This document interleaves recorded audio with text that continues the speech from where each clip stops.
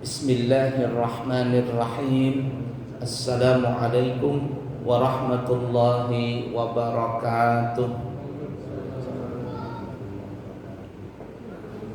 Alhamdulillahi rabbil alamin.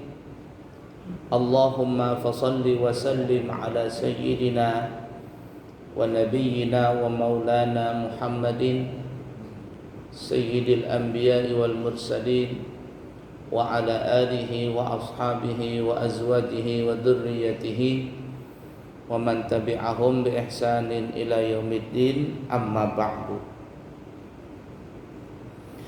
Para jemaah sekalian yang disayangi Allah dan dicintai Allah, kalau pertemuan yang lalu kita telah membahas salah satu daripada syarat sahnya salat. Yang pertama kita bahas dulu masuk waktu. Kemudian yang kedua adalah bersih dari hadas kecil dan hadas besar. Nah, sekarang kita akan bahas lagi yang ketiga dari syarat sahnya salat adalah menutup aurat. Aurat itu artinya adalah yajibu satruhu wa yahrumu nadharuhu.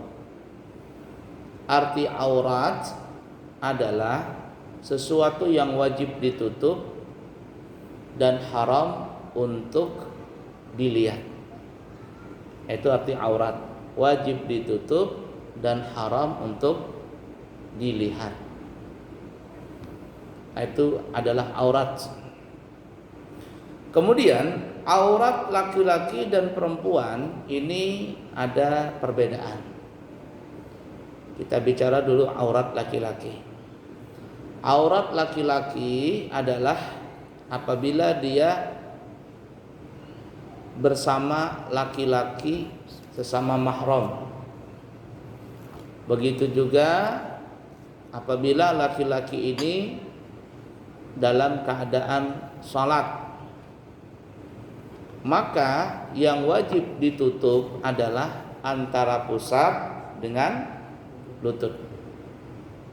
Nanti kita akan bahas kesalahan-kesalahan apa yang sering dilakukan sama orang yang sholat. Nah, jadi seperti itu ya. Kalau kita sholat wajib tertutup antara pusat dengan lutut. Begitu juga kalau kita di hadapan orang lain sesama laki-laki, itu wajib juga tertutup antara pusat dengan lutut. Yang dimaksud pusat ini bapak-bapak, para jemaah, ibu-ibu juga ya kalau ada ya, itu bukan hanya pusat, tetapi pusat di depan sampai garis lurus ke belakang pinggang sini. Bukan hanya pusat, tapi pusat di depan sampai ke belakang pinggang nih, garis lurus ke belakang. Kemudian lutut ini bukan hanya pas-pas kainnya selutut, tapi juga harus sampai melewati batas lutut.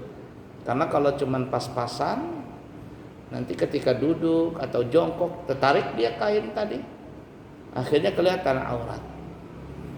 Nah, jadi wajib tertutup pusat sampai ke arah belakang pinggang. Begitu juga lutut ini sampai ke bawah.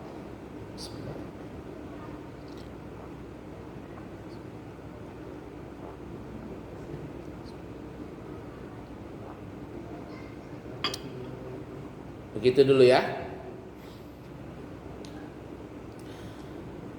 Nah, oleh karenanya hukumnya haram dalam mazhab kita Syafi'i apabila ada seorang laki-laki memakai celana pendek di hadapan laki-laki lain, apalagi di hadapan perempuan yang bukan mahram.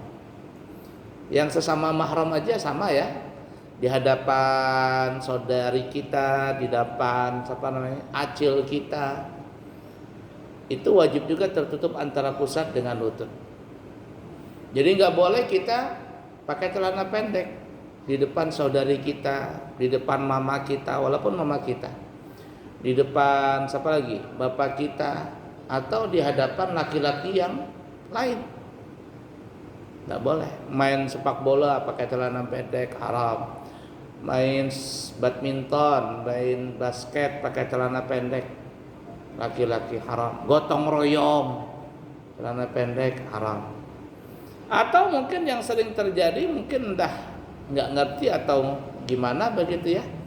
Yang sering terjadi orang berwudu umpama, tiba-tiba pas mau basuh kaki dia ngangkat sarungnya sampai ke atas kelihatan pahanya. Apa hukumnya ini? Haram. Wudunya sah kalau sempurna syarat dan rukun wudunya, tapi haram. Haramnya itu bukan masalah wudu, tapi haram karena membuka aurat. Itu kalau di dalam sholat sesama laki-laki dan di hadapan perempuan yang sesama mahram. Adapun di hadapan perempuan yang bukan mahramnya, mahram dengan yang bukan mahram itu adalah mahram perempuan yang tidak boleh kita nikahi, seperti ibu, seperti anak perempuan, keponakan, ya, acil, saudara bapak, saudari ibu, saudara bapak. Ini semuanya kita tidak boleh nikahi. Nah, itu mahram namanya. Begitu juga mertua, mantu, istrinya bapak, istri keduanya bapak kita. Ya, itu adalah apa namanya mahram kita. Begitu ibu tiri kita, istri keduanya bapak, atau bisa kita juga sebut istri kedua bapak kita. Itu adalah yang disebut mahram. Adapun selain itu maka bisa disebut adalah ajnabiyah, yakni seseorang yang boleh dinikahi. Paling dekatnya ajnabiyah, orang yang boleh kita nikahi itu adalah sepupu sekali. Sepupu sekali ini kita batal ya kalau bersentuhan, dalam mazhab Syafi'i batal wudu kita. Nah, sepupu sekali ini adalah bukan mahram kita. Artinya kalau kita di hadapan perempuan yang bukan mahram kita, maka laki-laki itu auratnya adalah indal mihnah. Indal mihnah itu adalah seseorang yang memakai celana, orang Banjar celana katuk ya, celana sampai di bawah lutut, kemudian pakai baju kayak begini nih, baju apa namanya, kaos kayak bapak-bapak ini. Jadi kalau kita pakai celana sampai di bawah lutut, kemudian kita pakai pakai baju, kita berjalan di hadapan perempuan yang bukan mahram kita, itu nggak apa-apa. Tapi kalau seandainya kita bertelanjang dada, gotong royong nih, buka baju, ya, ada yang badannya kayak roti roti balok, ya, perutnya tuh sipek itu. Ada nang juga perutnya Garuda, tahu Garuda, ganal parut daripada dada. Ini kita semua bupati, bubuhan parut timbul. Tidak boleh kita menunjukkan kita punya badan di hadapan perempuan yang bukan mahram kita. Ya, kenapa? Karena perempuan juga sama dengan laki-laki, dia juga merasa ada gairah kalau melihat laki-laki yang bertelanjang dada. Ya, dan semuanya perempuan tuh suka dengan perut yang yang kayak roti balok itu. Ada perempuan yang suka perut buncit. Aku senang katanya perut buncit itu laki-laki katanya. Lucu katanya. Karena ada yang suka begitu. Bahkan orang zaman dulu tuh suka laki-laki gendut itu, perut buncit itu. Menunjukkan apa? Menunjukkan bos. Zaman dulu, sekarang penyakitan jadinya. Enggak juga sih ya. Karena kalau di atas 40 itu wajar, kalau perut buncit itu enggak bisa lagi sudah. Walaupun kita makan cuma berapa kali sehari. Saya baru sekali makanin, enggak tahu malam ini makan apa enggak nanti. Saya jarang makan malam. Paling-paling sekali sehari itu makan sekali atau 2 kali. Tapi juga nggak mau kurus-kurus badan. Ya begitu-gitu aja. Yang penting sehat ya. Mau kurus, mau gemuk, yang penting saya sehat. Berapa banyak orang yang kurus tapi penyakitan.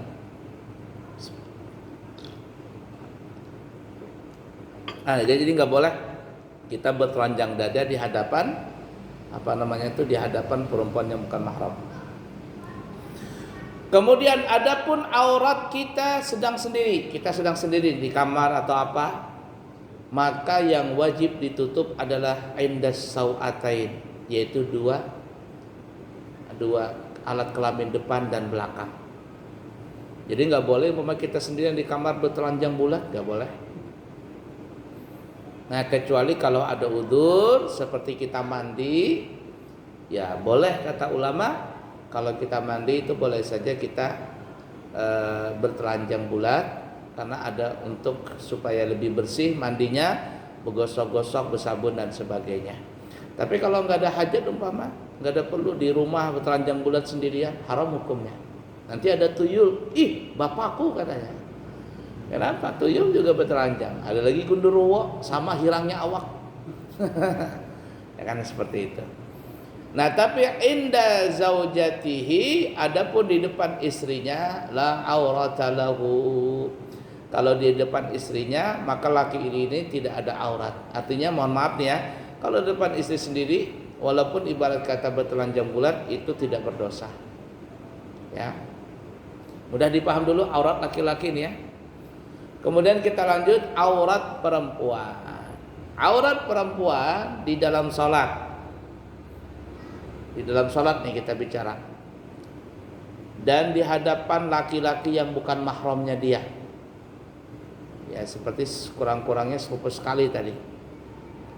Maka auratnya adalah yang wajib ditutup seluruh badannya kecuali wajah dan telapak tangan. Wajah itu bukan di sini tapi sampai di sini nih, dagu sini. Tangan bukan hanya telapak tangan, maksudnya aurat perempuan itu sampai sini, pergelangan tangan, tulang nih. Kalau terbuka ini nggak apa-apa, terbuka punggung tangan, punggung telapak tangan sama telapak tangan ini tidak aurat. Jadi nggak boleh perempuan membuka kepalanya, kelihatan rambutnya di hadapan laki-laki yang bukan mahram, nggak boleh. Kelihatan leher, apalagi kelihatan keteak, dan banyak sekali perempuan-perempuan sekarang yang seperti itu di jalanan. Bahkan dia punya kata-kata, lebih baik saya menjilbabkan saya punya hati dulu. Berapa banyak katanya jilbab di badan tapi hatinya nggak pakai jilbab katanya. Woi, gayanya kata-katanya. Nggak ada urusan antara hati dengan jilbab, itu nggak ada urusan. Artinya itu semuanya ada kewajiban. Kita wajib menata hati kita menjadi baik. Kita punya anggota badan, kita wajib juga menutup auratnya. Artinya kalau ada orang hatinya baik, suka nolong, suka sabar, tapi kalau seandainya dia tidak menutup aurat, apakah berdosa? Tetap berdosa. Tetap dia berdosa. Ada yang dia pakai jilbab, pakai cadar, tapi hatinya kotor dan sebagainya, tetap dia berdosa. Jadi antara hati dengan menutup aurat ini sebenarnya nggak ada hubungan. Masing-masing punya kewajiban. Masing-masing punya kewajiban. Bukan berarti orang yang menutup aurat, ya itu lebih baik. Orang yang tidak menutup aurat, hatinya baik, dia sabar, pemaaf dan sebagainya, itu lebih baik daripada orang yang menutup aurat. Katanya munafik aja menutup aurat tuh, tapi kelakuannya nggak baik. Itu tidak ada hubungannya. Artinya dua-duanya masing punya kewajiban masing-masing. Seperti yang kita katakan tadi, orang menutup aurat, berjilbab maupun perempuan, hatinya kotor, mulutnya kotor, dia berdosa tetap. Berdosanya di mana? Berdosanya di hatinya yang tidak baik. Hatinya baik, pemaaf, sabar, penolong dan sebagainya, tapi tidak pakai jilbab, tetap dia berdosa. Jadi tidak bisa tidak bisa dihubung-hubungkan seperti itu.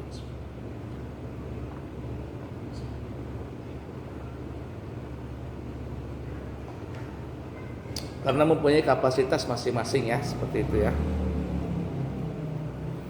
Nah, jadi wajib tutup aurat kalau sholat dan di hadapan laki-laki yang bukan mahram, menutup seluruh anggota badannya kecuali wajah dan telapak tangan. Telapak tangan ini bukan aurat, punggung bukan aurat. Makanya terus terang saya senang kalau melihat perempuan itu pakai baju lengan panjang, kemudian dia pakai apa namanya ini, handset atau apa namanya? Bukan handset ini ya, manset handset. Kalau handset ini, ya, ini pakai kaos tangan begitu. Kemudian cuman 4 jari yang kelihatan, maksudnya 5 jarinya kelihatan, 4 jari gabung, jempolnya terpisah. Bagus perempuan seperti itu, ya.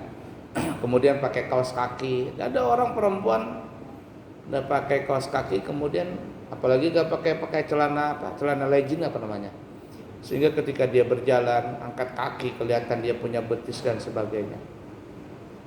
Ala kulli hal seperti itu ya. Kemudian adapun perempuan itu di hadapan sesama perempuan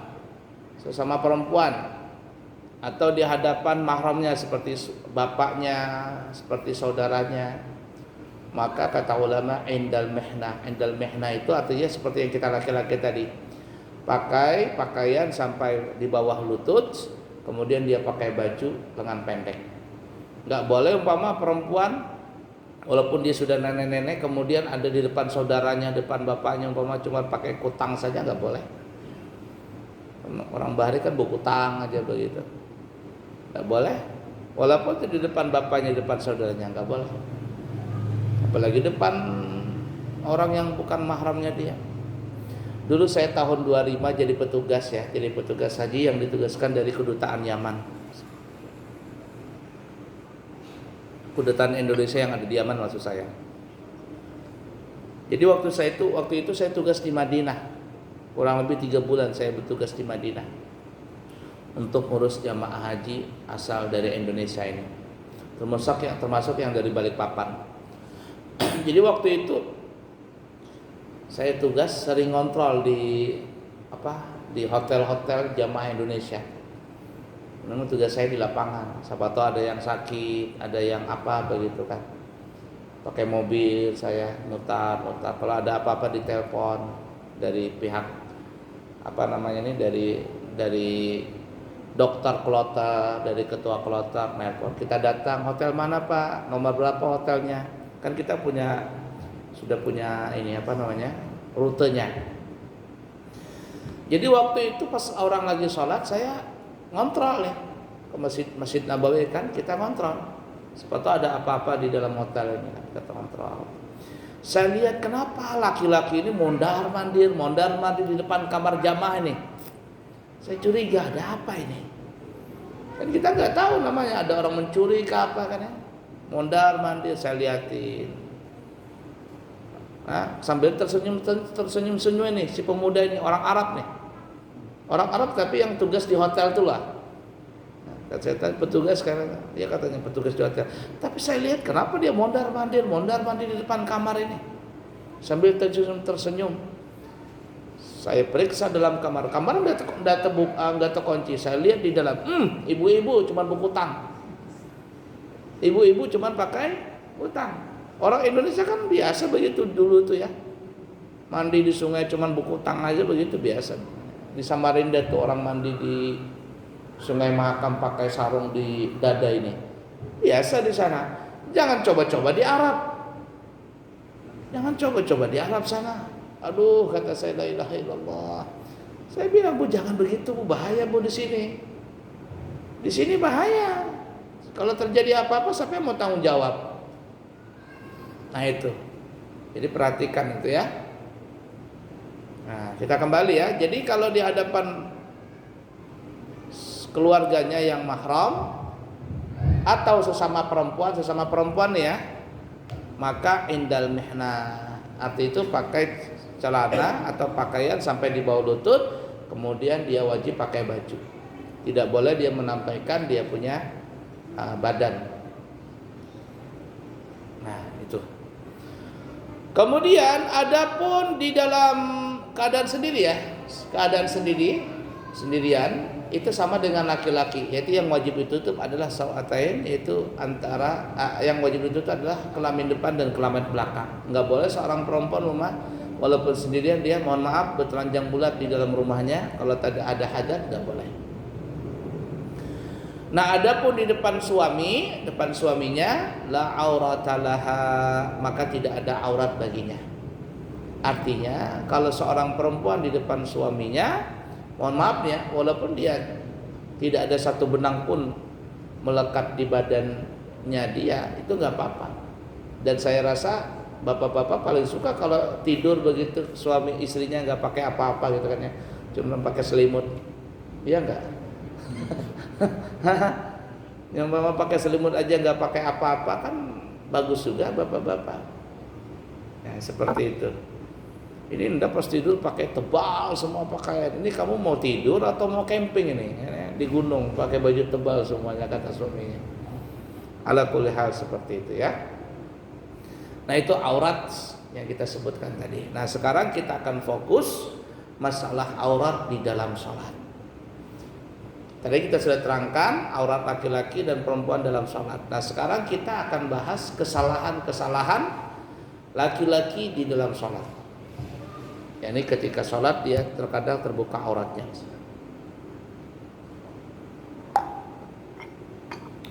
Begini ya bapak-bapak, saya langsung sebut saja kesalahan-kesalahannya. Kesalahan pertama,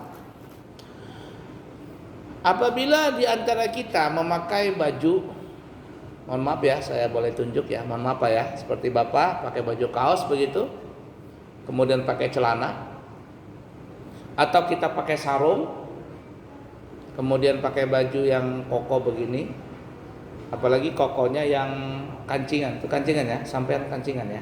Kalau bapak kan cuma sampai di sini ya, yang kancingan. Saya mengharap kalau ada orang sholat yang seperti itu, maka nih simpulan celana ini, simpulan apa namanya ini, ikat pinggang simpulannya ini, atau sarungnya itu mesti sampai ditaruh di pusat.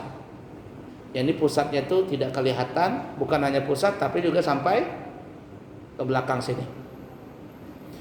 Nah, banyak, nah saking banyaknya itu ya, banyak sekali orang laki-laki yang sholat, mohon maaf ya, saya boleh tunjuk Pak ya, seperti model bapak-bapak seperti ini.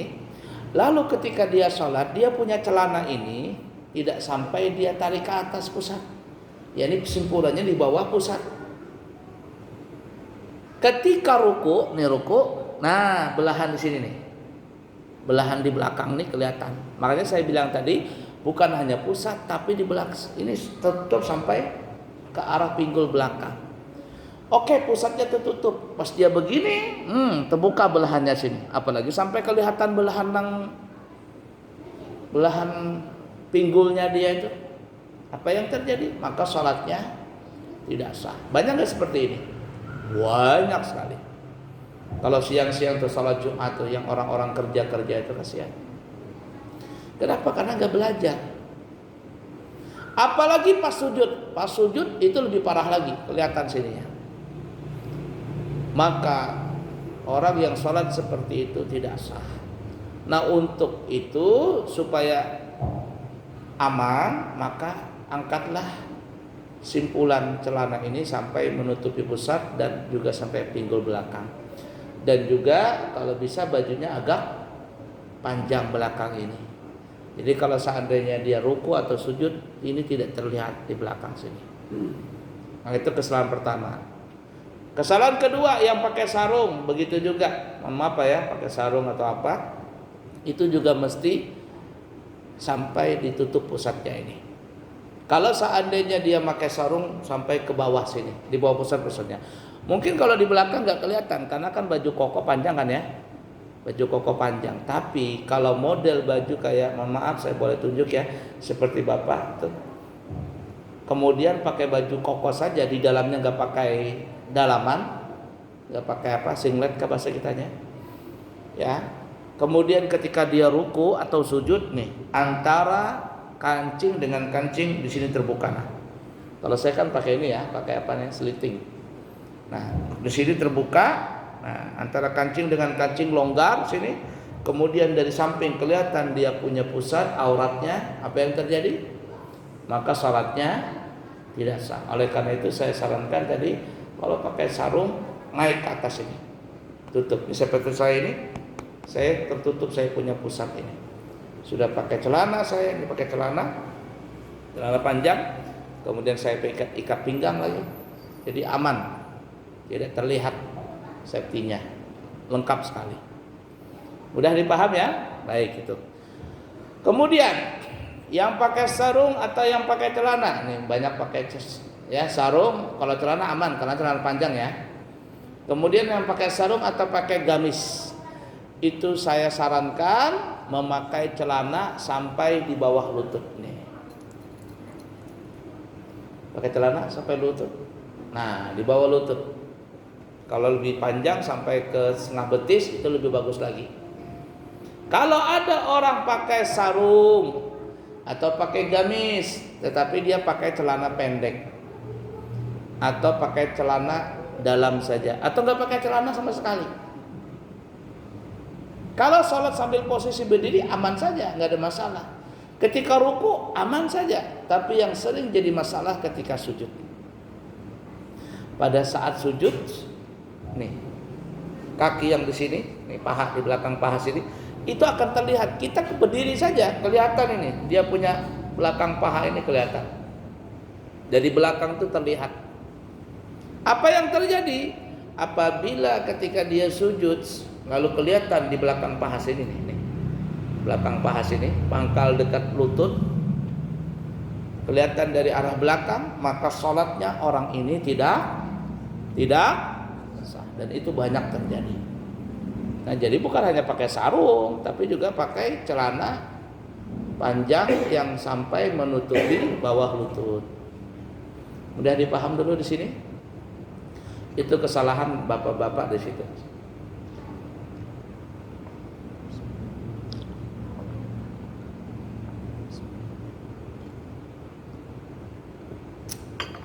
Baik. Kemudian untuk perempuan, kita kan punya istri, punya anak perempuan. Kita belajar sekarang, nanti pulang ajarkan anak istri kita yang perempuan itu. Seperti yang kita katakan tadi, kalau perempuan sholat itu yang wajib tertutup adalah wajah. Maksudnya seluruh badan wajib tertutup kecuali wajah dan telapak tangan. Nah, kita bicara wajah dulu. Kalau pakai jilbab, perempuan itu wajib rambut semuanya tertutup. Kalau seandainya ada rambut satu helai kelihatan di sini, nih, walaupun cuma satu helai, maka sholatnya perempuan tadi tidak sah. Banyak perempuan di sini kelihatan rambutnya, satu. Kemudian di sini, dua. Apalagi yang punya jidat jenong tuh, jidatnya jenong, tahu jenong? Lebar. Ah, pakai jilbabnya yang tajam begini. Jangan, harus pakai apa kata orang, ciput atau apa namanya itu. Nah, jadi begini nih. Nah, safety-nya aman, jilbabnya sampai ke sini. Supaya rambut tidak ada kelihatan. Nah, di sini ya. Kemudian memakai jilbab, karena tadi itu jilbab itu mesti di sini nih. Di bawah dagu. Ini dagu nih ya. Nih.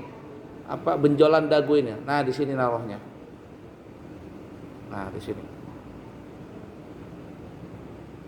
Tapi apa yang terjadi? Perempuan enggak taruh di sini. Dia taruh di sini. Ini bukan wajah ini. Ini sudah aurat yang ini. Apalagi longgar nih, longgar. Kelihatan lehernya. Enggak sah. Jadi ingat ya, bapak-bapak, ulang nanti ajarkan istrinya kalau pakai jilbab, nah di sini. Naruhnya di sini. Nah, sini. Paham ya? Nah. Udah boleh rambut kelihatan di atas, di samping, kemudian dagu juga naik ke atas ini. Paham ya? Nah. Lihat aja perempuan tuh kalau sholat banyak yang nggak begitu. Bertahun-tahun dia sholat, biasa sholatnya. Kemudian selanjutnya, mukena perempuan itu ada dua model. Ada yang terusan, ada yang potongan. Ini potongan atasan dan bawahan. Kalau mukena terusan zaman dulu potongan apa terusan zaman dulu itu, mukenanya itu ada tangannya. Kemudian di tangannya ini ada di sini nih. Di sininya ini ada kayak model tali.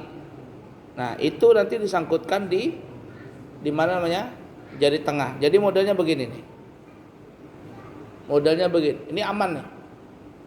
Kalau seandainya dia tidak ikatkan tali tadi di sini, walaupun ketika sholat dia begini, tapi ketika ngangkat tangan Allahu Akbar, kelihatan dia di sini.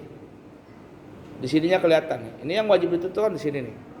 Kalau di sini enggak bukan aurat, di sini bukan aurat. Makanya safety-nya di sini naruhnya.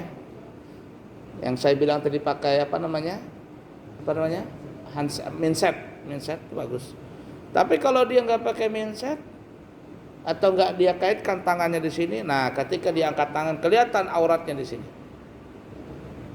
Apa yang terjadi? Sah nggak kira-kira perempuan dari salatnya? Tidak sah. Maka banyak perempuan salat seperti itu. Itu kalau seandainya atasan dan terusan. Kemudian kalau jilbabnya itu, mohon maaf, mukenanya itu terusan kayak kain kap. Maksud saya atasan dan bawahan, potongan maksudnya ada atasan ada bawahan. Saya sarankan perempuan itu kalau sholat pakai mukena seperti itu, dia mesti pakai baju lengan panjang. Jangan coba-coba pakai baju setengah lengan, apalagi lengan pendek. Kenapa? Karena banyak perempuan ketika sholat dia mengangkat tangan itu gaya model laki-laki. Padahal nggak boleh mengangkat tangan gaya laki-laki. Perempuan itu kalau ngangkat tangan begini, Allah sholat. Nah gini, ini rapat, ini gini, Allahu Akbar, Allahu Akbar. Ini rapat semua. Tapi kenyataannya perempuan nggak seperti itu sholat. Dia model gaya laki-laki. Nah, kalau seandainya dia pakai baju lengan pendek kayak begini atau setengah lengan, nah, dia ngangkat mukenanya. Kalau dari depan, oke lah, aman saja. Nah, kalau begini. Tapi ketika dia ngangkat takbir, nih, gini. Allah, nah kelihatan dia sini nih. Allah, nah nih. Apa yang terjadi? Maka sholatnya tidak sah. Tidak boleh begini. Nah, jadi gini ngangkatnya. Allah, nah gini. Allah, nah. Tertahan di depan sini. Makanya terus terang saya lebih senang orang pakai mukena yang terusan daripada yang potongan tadi. Mudah dipaham kira-kira? Itu. Kemudian juga yang berbahaya ketika ruku. Ketika ruku, oke, yang di depan itu panjang, dia punya potongan. Dari depan gak kelihatan, tapi ketika dia ruku ini mukena yang atasannya akan tergerai ke bawah. Sehingga kalau dia nggak pakai lengan panjang, itu akan kelihatan dia punya tangan dari belakang. Nih, kelihatan dari belakang. Maka salatnya juga tidak, itu kesalahan. Kemudian selanjutnya, ketika sujud perempuan itu kalau sujud tidak seperti laki-laki. Kalau laki-laki hukumnya makruh merapatkan tangannya seperti ini. Hukumnya makruh kalau dia sujud tangannya ini di lantai itu makruh kayak anjing. Hukumnya makruh laki-laki kalau dia sujud perutnya ini nyentuh dengan pahanya makruh. Tapi bagi perempuan sebaliknya. Semakin dia menyentuh perutnya dengan pahanya semakin baik. Kemudian tangannya taruh di lantai. Kalau laki-laki kayak anjing makruh, tapi bagi perempuan enggak makruh. Dikatupkan tangannya begini ke badan, kemudian tangannya ini di lantai. Pinggulnya turun.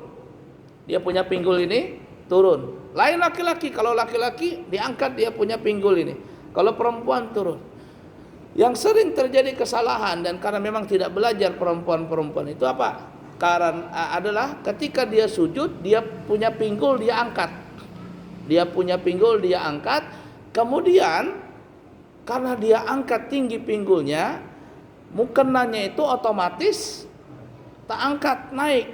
Dan berapa banyak ketika sholat kakinya, telapak kaki perempuan ini kelihatan.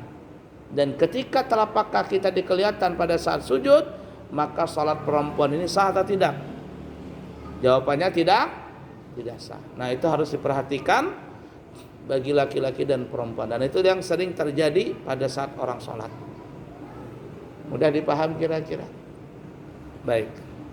Masih ada beberapa menit lagi, 7 menit lagi. Kalau ada pertanyaan silakan. Nggih Pak Haji. Masalah laki-laki yang pakai celana, itu kita kan pakai daleman, pakai baju terus dimasukkan kan kulit kita tidak kelihatan tuh, yang kelihatan pakai kain kita, kaos singlet kita, kaos baju kita. Nggih. Gimana itu Pak? Nggak apa-apa. Kalau seandainya ada laki-laki pakai umpama mau apa ya, saya tunjuk seperti Bapak ini. Dia pakai simpulannya di bawah pusat, tapi dia pakai baju kaos ke dalam. Ya, baju kaosnya ke dalam semua. Artinya ketika dia ruku di sini nggak kelihatan, walaupun ketat ya sampai ke kulit. Tidak ada masalah. Asalkan warna pakaiannya itu tidak sampai kelihatan warna kulit. Kalau seandainya pakainya tipis, ya putih lagi, kemudian pas basah begitu warna kulit kelihatan kayak begini nih, ya sampai basah kelihatan warna kulit. Nah, ini yang di dalam lebih tipis lagi baju saya, kelihatan warna kulit tadi, maka tidak sah juga. Nah seperti itu ya. Tapi kalau seandainya tidak kelihatan, masukkan ke dalam nggak apa-apa. Ini juga sering terjadi nih. Ini orang-orang ahli hisab nih. Tahu ahli hisab? Nah, ngerokok. Saya bisa pastikan ya, kalau orang yang ngerokok itu perokok aktif nih, artinya betul-betul ahli hisab nih. Saya bisa pastikan pakaian itu pasti ada yang bolong. Entah sarungnya, entah celananya, entah bajunya. Umpama dia pakai sarung nih ya, pakai sarung, bolong sini. Lalu dia sholat nggak pakai celana. Ketika dia sujud atau apa duduk di sini nah, lobang bekas rokok itu kelihatan dia punya kulit itu. Apa yang terjadi? Sholatnya tidak sah. Kenapa? Karena bekas bolongan untung rokok tadi. Nah itu ya. Udah dipaham kira-kira? Ada lagi? Kalau nggak sengaja nggak apa-apa, tapi ketika Anda sengaja tadi lalu kita mengetahui orang kita terbuka, diwajibkan kita untuk menutup dengan segera. Yang umpama kita salat di situ, kemudian angin kencang, ya dekat pintu angin kencang terbuka kita punya aurat, maka segeralah kita tutup. Walaupun itu berulang kali, tidak apa-apa, dimaafkan. Ya. Nanti besok-besok jangan lagi yang seperti itu. Ya. Udah dipaham kira-kira? Jadi kalau nggak sengaja segera tutup. Baik. Ada lagi? Ini tadi katanya Pak Haji yang pakai kaos dalam. Kan kebiasaan kita sudah terbiasa di bawah pusat sarung. Kalau di atas susah bernapas. Tapi kita tetap pakai safety. Nggak apa-apa. Makanya tadi kita bilang kalau kita pakai baju koko, kemudian pakai sarung di bawah pusat, itu kita sarankan apa ya? Pakai singlet di dalam. Zaman dulu kan orang itu Pak Haji itu pakai pasti dalamnya singlet yang ini apa namanya itu?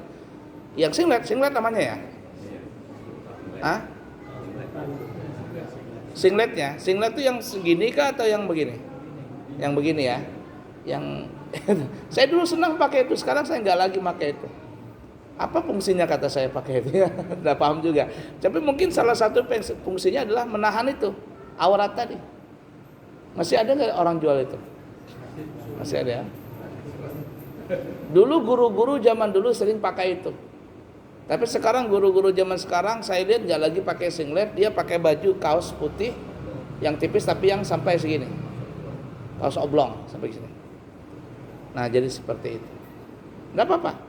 Yang penting safety-nya tidak kelihatan. Safety itu menahan supaya aurat tidak kelihatan.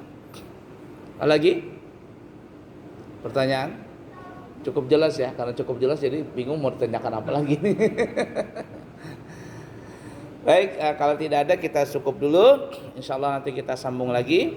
Insya Allah nanti saya tanggal 11 Maret berangkat umrah. Siapa tahu ada yang kepingin membadalkan umrah keluarganya, saudaranya dan siapa saja. Kami sendiri yang pribadi ingin membadalkannya.